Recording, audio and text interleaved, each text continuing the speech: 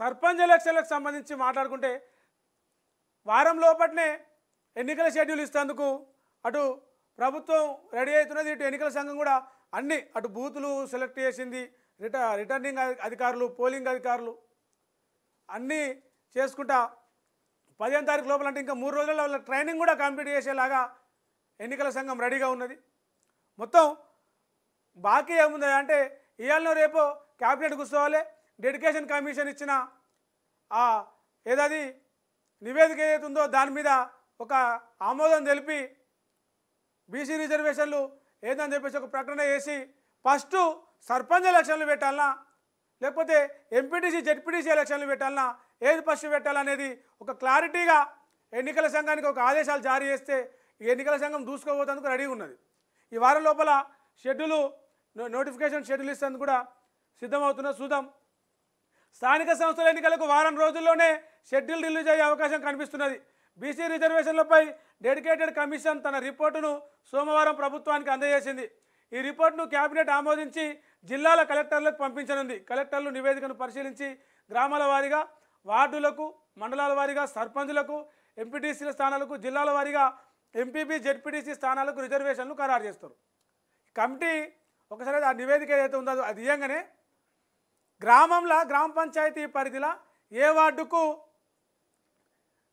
Ward నుంచి ఏ category వస్తుంది, ఏ reservation ఏ క్యాస్ట్కి ఆ వార్డు రిజర్వేషన్ వస్తుంది అని గ్రామాల వారీగా, మండలాల వారీగా చూసుకుంటే ఏ ఊరికి ఏ క్యాస్ట్ రిజర్వేషన్ సీట్ వస్తుంది ఈసారి సర్పంచ్ స్థానం కావచ్చు, ఎంపీటీసీ కావచ్చు అని మండలాల వారీగా ఆయా గ్రామాలకి రిజర్వేషన్లు కేటాయిస్తారు. ఇక జిల్లా స్థాయిలో చూసుకుంటే జెడ్పీటీసీ ఎంపీపీ ఏ క్యాస్ట్కు రాబోతా ఉన్నారని చెప్పేసి ఫైనల్ చేసి ఆ లిస్టును ఆ ఊర్లు, మండలాలు, జిల్లాలకు పంపిస్తేందుకు రెడీ అవుతున్నారు. ఇప్పటికైతే వారం లోపే పూర్తి చేస్తే 700 పేజీల రిపోర్ట్, అది 700 పేజీల రిపోర్ట్ చదివి ఈ వారం లోపల ఇది కనుక కంప్లీట్ చేస్తే ఆ కంప్లీట్ అయ్యే లోపు ఈ 2 రోజులలో గవర్నమెంట్ ఒక అనౌన్స్మెంట్ చేస్తుంది. సర్పంచ్ ఎలక్షన్ల ఒక సర్క్యులర్ జారీ చేస్తుంది. సర్పంచ్ ఎలక్షన్లు ఫస్ట్ పెట్టురి, ఎంపీటీసీ జెడ్పీటీసీ ఎలక్షన్లు సెకండ్ పెట్టురు అని. అది వేగంగా ఎన్నికల కమిషను అంటే అందుకే 15వ తారీఖు లోపు దీనికి సంబంధించిన ఎన్నికల నోటిఫికేషన్ వస్తుంది. సర్పంచ్దా ఏదా అని చెప్పేసి అయితే ముందుగల అయితే గతంలో 3 దశలలో ఎన్నికలు స్థానిక ఎన్నికలు నిర్వహించేవాళ్ళు. కానీ ఈసారి 2వ దశలలో ఫస్ట్ దశలో సర్పంచ్, 2వ దశలో ఎంపీటీసీ జెడ్పీటీసీ ఎలక్షన్లు పూర్తి చేయాలని చెప్పేసి ప్రభుత్వం భావిస్తాను. ఎందుకంటే ఎగ్జామ్స్ ఉన్నాయి పిల్లలకి, 10వ తరగతి exams, intermediate exams, degree exams ఉన్నాయి. ఆ ఎగ్జామ్స్ స్టార్ట్ అయ్యే లోపలనే ఈ ఎన్నికలన్నింటి కంప్లీట్ చేసుకోవాలని చెప్పేసి కొంత స్పీడప్ చేస్తున్న ఇది ఉన్నది. ఇక్కడ డెడికేషన్ కమిషన్ ఇచ్చిన రిపోర్ట్ల ఎస్సీ ఎస్టీ బీసీ కలిపి 50% రిజర్వేషన్లను డెడికేషన్ కమిషన్ సిఫార్సు చేసినట్టు తెలిసింది. ఇందులోనూ 50% మహిళలకు ఈసారి సర్పంచ్ అమ్మలు, ఎంపీటీసీ అమ్మలు, వార్డు మెంబర్ల అమ్మలు మొత్తం 50% మహిళలే ఉండబోతూ ఉన్నారు. గత స్థానిక సంస్థల ఎన్నికల్లో 27% ఎస్సీ ఎస్టీలకు కేటాయించారు.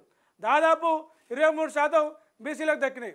ఈసారి కూడా బీసీలకు 22% నుంచి 23% దక్కుతాయని అంటున్నారు. స్థానిక సంస్థల ఎన్నికల్లో బీసీల రిజర్వేషన్ల ఖరారుకు డెడికేటెడ్ కమిషన్ ఖచ్చితంగా ఏర్పాటు చేయాలని సుప్రీంకోర్టు 2021లోనే చెప్పింది. కాగా గవర్నమెంట్ దానికి సంబంధించిన ఒక కమిషన్ ఏర్పాటు చేసి ఒక నివేదిక తెచ్చుకొని 2011 జనాభా లెక్కల అనుకూలంగా జనాభా లెక్కలను పాటిస్తూ ఈసారి రిజర్వేషన్లు చేయనున్నది. కులగణన కూడా వేసింది కదా, కులగణన ఆధారంగా 56.33% బీసీలు ఉన్నారు. ఆ లెక్క ప్రకారం ఈ పంచాయతీ ఎన్నికలు, ఎంపీటీసీ జెడ్పీటీసీ ఎన్నికలలో రిజర్వేషన్లు ఎట్లెట్లా అమలు చేయాలని చెప్పేసి గవర్నమెంట్ ఆలోచిస్తూ ఉన్నది. మళ్ళా ఈ రిజర్వేషన్లు ఇచ్చేదానికి సుప్రీంకోర్టుకు సంబంధించి ఒకటి ఉండేది, 50% లోపట్నే ఉండాలని. ఆ రూల్ దాటకుండా ఎన్నికల్లో ఇచ్చిన హామీని నిలబెట్టుకునేందుకు కాంగ్రెస్ పార్టీ ఆ రకమైన ఏవైతే కసరత్తులన్నీ కూడా చేస్తుందని చెప్పొచ్చు.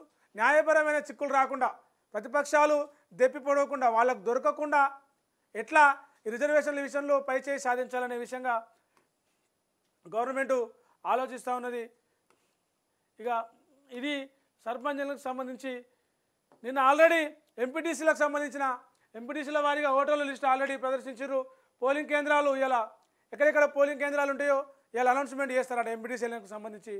సో చాలా స్పీడ్గానే ఎన్నికలు త్వరలోనే ఉండబోతున్నాయి అని చెప్పొచ్చు. ఇక ఇదొకటి చూడొచ్చు, సర్పంచ్ ఎన్నికలు కోతుల పంచాయతీ. సర్పంచ్ ఎన్నికలు కోతుల పంచాయతీ అంటే అడవులల్లో తిండి దొరకక కోతులన్నీ ఊర్లలో, చాలా ఊర్లలో ఇళ్ళ మీదకి కోతులేగా పడుతున్నాయి. అదొక సమస్యగా మారింది. చిన్నపిల్లలు ఆకిట్లను అరుగు మీద కూర్చొని డబ్బా రొట్టెనో బిస్కెటో షేబీలోనో రొట్టె ముక్కనో తింటుంటే చేతులకెళ్ళి గుంజుకొని పోయిన క్రమంలో చాలా మంది పిల్లలు కావచ్చు, మహిళలు కావచ్చు, ముసలోళ్ళు కావచ్చు కోతుల దాడిలా గాయపడ్డారని చెప్పేసి చాలా వార్తలు వస్తూ ఉన్నాయి. అంటే వాటికి అడవులలో తిండి లేక ఊర్ల మీదకి ఎగబడుతూ ఉన్నాయి.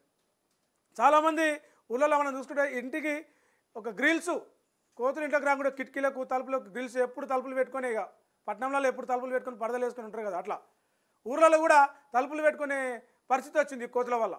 కోతుల బెడద, అవి ముందే కోతి, ఆ పైన తిండి దొరకలేదు, ఏది కనిపిస్తే అది తింటుంది.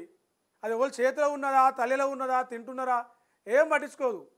అందుకే పోయినసారి ఎన్నికల సర్పంచ్ ఎన్నికలలో కూడా ఊర్లల్లో ఏమంటారు జనాల నుంచి ఒక డిమాండ్ తప్పక ఒప్పుకోవాల్సిన పరిస్థితి వచ్చింది సర్పంచ్ అభ్యర్థులకు. ఏంటంటే అంటే మీరు గెలిస్తే ఊళ్ళకెళ్ళి కోతులు నిలగొడతామంటే మీకు ఓటేస్తామని చెప్పేసి చాలామంది చాలా ఊర్లల్లో, ఒక్క ఊరని కాదు చాలా ఊర్లల్లో మీరు గెలిస్తే ఊళ్ళో కోతులు రాకుండా చేస్తామని చెప్పి మీకు ఓటేస్తామని చెప్పేసి ఒక మాట తీసుకున్నారు సర్పంచ్ అభ్యర్థుల నుంచి.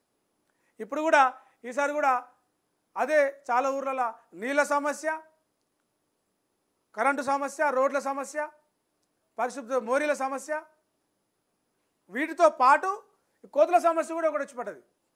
అందుకే చాలా ఊర్లలో జగిత్యాల జిల్లా, కొమరంభీం జిల్లా, హన్మకొండ జిల్లా, ఖమ్మం జిల్లా, సిద్దిపేట జిల్లా ఒక్కటని కాదు, ఒక్క ఊరని కాదు, ఇక కోతులను పట్టించిన సర్పంచ్ రేసులా ఈయన కోతులను పట్టించినట్ట. పోయినసారి 600 కోతులు, ఒక్క కోతి పట్టుకున్నందుకు 500. కోతులు పట్టుకునే వాళ్ళకైతే ఫుల్ పైసలు సంపాదించుకున్నారు మొన్న లాస్ట్ ఇయర్ ఎన్నికలప్పుడు. ఎన్నికల తర్వాత గెలిచిన సర్పంచ్ మాట ఇచ్చారు కదా పట్టియాలి. ఇక ఈమె 4000 నుంచి 5000 కోతులు, ఈమె 1000 కోతులను పట్టించిందంట. భారీ మెజార్టీతో గెలిపించింది కోతులు పట్టిస్తానని. ఆ కోతులు పట్టుకోవాలని కూడా ఏదో ఉన్న బదులాడుకొచ్చి పిలుచుకొచ్చి వాళ్ళకు 500 అనకాడ 1000 అనకాడ 500 ఇచ్చి కూడా ఊళ్ళకి వెళ్ళి కోతులు పట్టుకుపోయేందుకు వాళ్ళకి డబ్బులు ఇచ్చి చేసిన పరిస్థితి. ఈసారి కూడా మళ్ళీ అదే సమస్య ఈ సర్పంచ్ ఎలక్షన్లలో ప్రధానంగా జరగబోతున్నది. ప్రపంచంలో ఏ మూల ఏ క్షణం ఏం జరుగుతుందో వేగంగా తెలుసుకోవడానికి తొలి వెలుగు వాట్సాప్ ఛానల్ని ఫాలో చేయండి.